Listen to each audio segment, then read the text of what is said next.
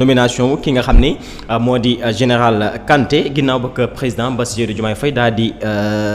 affecté fële ci New Delhi gis nga coow li nga xam ne jotoon na fi daal di jur ci moment yooyu actuellement am benn communiqué bi nga xam ne mi ngi daal di bàyyeekoo fële ci général d'armée bu Pierre Thiel nekk fële ci réew France moom nag mi ngi nuy génneel benn courrier di ñu xamal ni rek je profite de ce courrier pour vous annoncer que le président de la République française vous a nommé au grade d'officier dans l'ordre national de la Légion d'honneur et je tenais à vous féliciter chaleureusement mu nekk nomination ki nga xam ni moo di général Kanté fële ci réew France ginnaaw Macky Sall loolu aussi juraat ay jiixi jaaxa si li nga xam ne nag moo di xelub sénégalais nan nga mën jàngatee nomination ki nga xam ne nag moo di général Kanté. waaw xam nga dafa am loo xamante ni réew pour mu souverain ci lay commencer maanaam il faut mu moom sécurité am moom sûreté am boo mu moomee sécurité moom sa sûreté dafay supposer que ne sa armée sa police sa gendarmerie dafay doon loo xamante ni yow yaa koy maîtriser nit yi maanaam la force humaine de la police surtout bien de l'armée puisque dañuy nekk ci armée yow dafay nekk loo xamante ni da nga koy maîtriser bon mun naa bañ a am gis-gis ak ñenn ñi peut-être que ñenn dinañ ko jàppee promotion ñenn dinañ ko jàppee xawma reconnaissance parce que bu dee promotion da nga koy promouvoir par rapport ak lu mu la defal bu dee defal na lan la defal bu dee da ngay def reconnaissance da nga koy defal loolu par rapport à quelle reconnaissance pour quel service rendu à la France bu dee da nga koy defal lu ñu tuddee bu dee loolu nga koy tuddee ku lu man di doon léegi question bi ngay poser mooy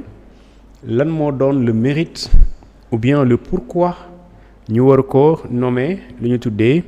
officier plutôt de la Légion d'honneur bu République bu France xam nga bu dee ci coopération militaire entre France ak Sénégal boobu mënuma ci am problème mais question yi ma posé mooy lan la général boobu defal réewum France ba réewum France war ko honorer di ko boole ci li ñu tuddee Légion d'honneur parce que du n'importe qui mooy lañ fay inscrire du n'importe qui alors leneen li mooy bu fekkente ni doxalin bu rafet la diggante France ak Sénégal ci li ñu amoon ñu tuddee ko coopération militaire te mu fekkee woon ki nga xamante ni moom mooy le CEMAT bi tudd kii di général Souleymane Kandé loolu mën nañ ko comprendre ci lan mooy Sénégal ci biir réew mi dafa am ay bases militaires françaises yu Sénégal ak France ñuy lëkkaloo ci wàllum entraînement di lëkkaloo également ci échange ay formation militaire léegi nag bu dee côté boobu mën nga ko comprendre parce que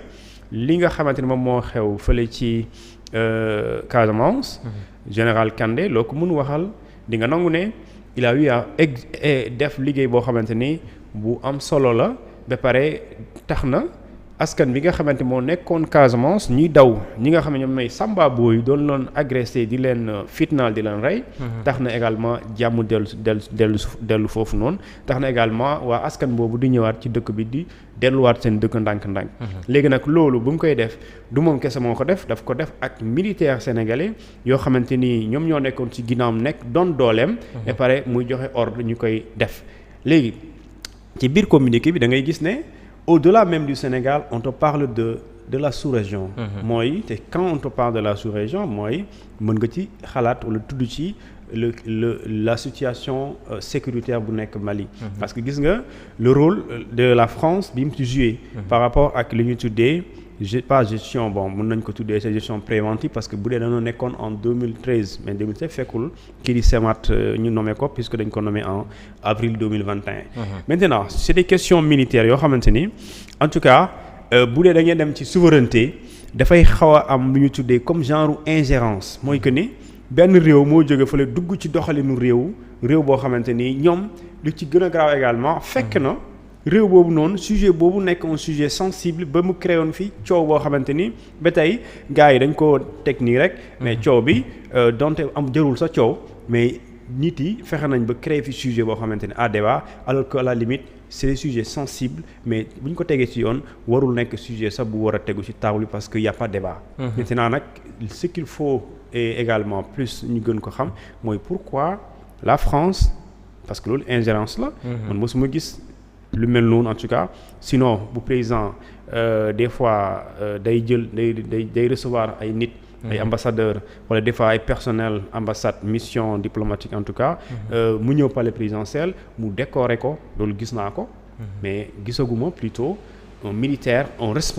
responsable plutôt de l'armée benn réew di la honorer wala di la defal ay lu ñu tuddee ay nomination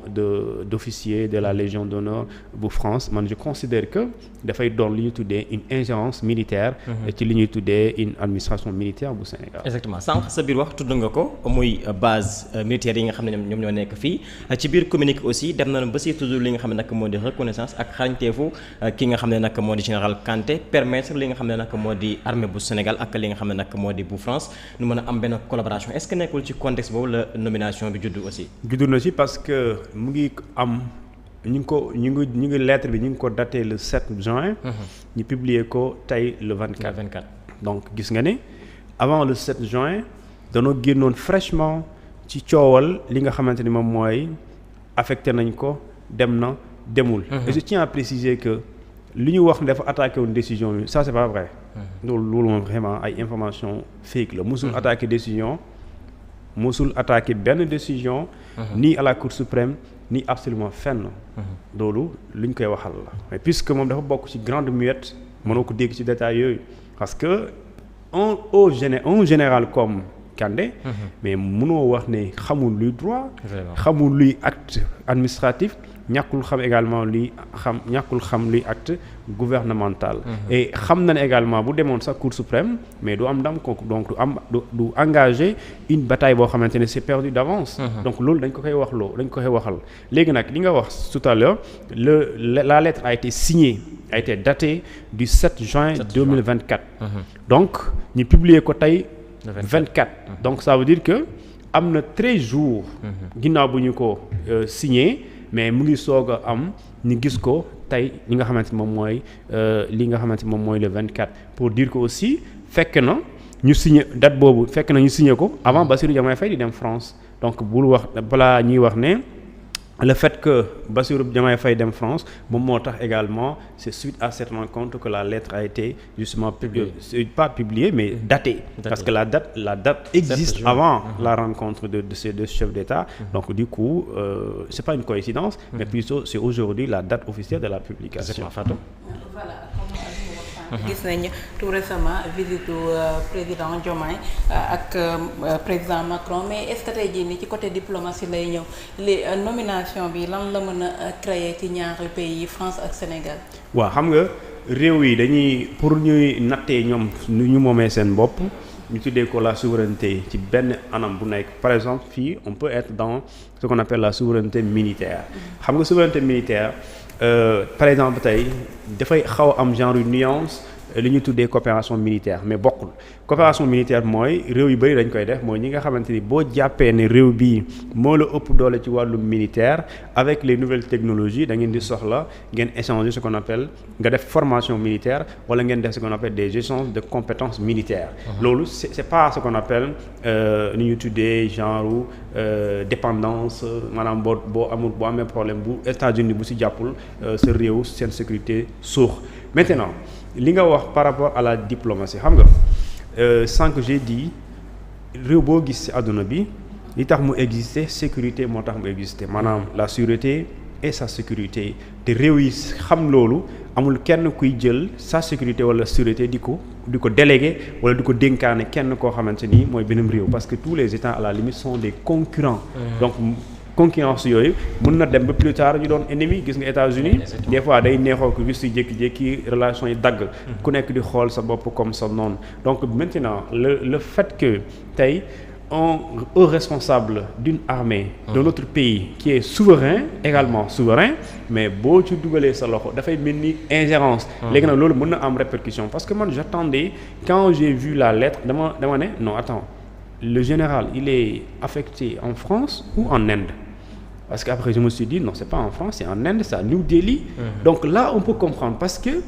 un fonctionnaire de notre état buy ñëw sa réew buy ñëw jël fonction mën nga ko dalal ne ko nga defal ko tous les chants de bienvenue ne ko yaa ngi ci réew mi ñu ngi lay dalal kooku mën nga ko honorer mu sol ay ni ngeen jàpp na yéen seen réew mi ni ngeen di honorer seen i gan mais koo xamante ni tey c'est comme tey États-Unis jëloon rek di ko honorer di ko ne ko ñu ngi lay gàcc ngaalaamal te dama ne amul kenn koy wax gàcce ngalaama te defalul la dara. ça n'existe pas en ce monde. c'est-à-dire que koo wax gàcce ngalaama rek ba nga takkal ko raaya. c'est parce que dafa am lu la defal. léegi la question qu'on se pose ou bien qu'on pourrait se poser c'est que aujourd'hui quels sont les services qui seraient rendus à la France pour que la France mën a am une certaine reconnaissance mais pareil au-delà de cette reconnaissance di chanter ce qu'on appelle le mérite de ce général et par rapport au mérite kooku moom sénégalais yi xam nañ ne mérité na def na maintenant ce sont les services yi tax ñuy defal ko raaya boobu noonu ba yéegal ko ci li ñuy tuddee la Légion d'honneur bu France. Exactement Momo gis nga boobule nomination ki nga xam ne nag moo di général Kandé